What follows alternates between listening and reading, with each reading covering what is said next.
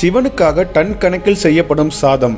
இன்னைக்கு நம்ம எங்க வந்திருக்கோம்னு பாத்தீங்கன்னா கங்கைகொண்ட சோழபுரம் கோயிலுக்கு தான். ஐப்பசி பௌர்ணமியை முன்னிட்டு இன்னைக்கு கங்கைகொண்ட சோழபுரத்துல அன்னாபிஷேக விழா நடைபெறுது. இதற்காண்டி சிவன் மேல சாத்த தான் டன் கணக்குல சாதம் செஞ்சிட்டு இருக்காங்க. இங்க அன்னாபிஷேகம் செய்ய 2 டன்னில இருந்து 3 டன் வரையும் அரிசி மூட்டைகள் வந்திருக்கு. இத பல மக்கள் தானமாவும் வழங்கியிருக்காங்க. ஒரு பெரிய பாய்லர்ல நீரை கொதிக்க விட்டு அதுல இருந்து வரும் நீராவி மூலம் தான் அரிசி சாதம் ஆகுது. இந்த அன்னாபிஷேக விழாவை பார்க்க இன்னைக்கு இந்த கோயிலுக்கு லட்சக்கணக்கான மக்கள் வருவாங்க.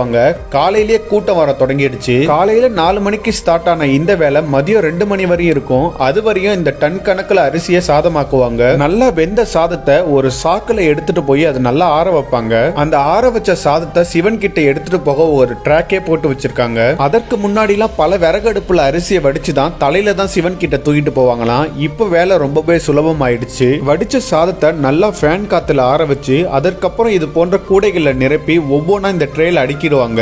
சாதம் வடிக்க வடிக்க அதை சிவன் கிட்ட கொண்டு போயிடுவாங்க. 13 அடி உயரமான அந்த சிவலிங்கத்துக்கு தொடர்ந்து அலங்காரம் பண்ணிட்டே இருப்பாங்க. இந்த ட்ரேல ஒரு குறிப்பிட்ட அளவுக்கு கூடி அடுக்குன பிறகு அதை அலேக்கா தள்ளி விடுவாங்க பாருங்க.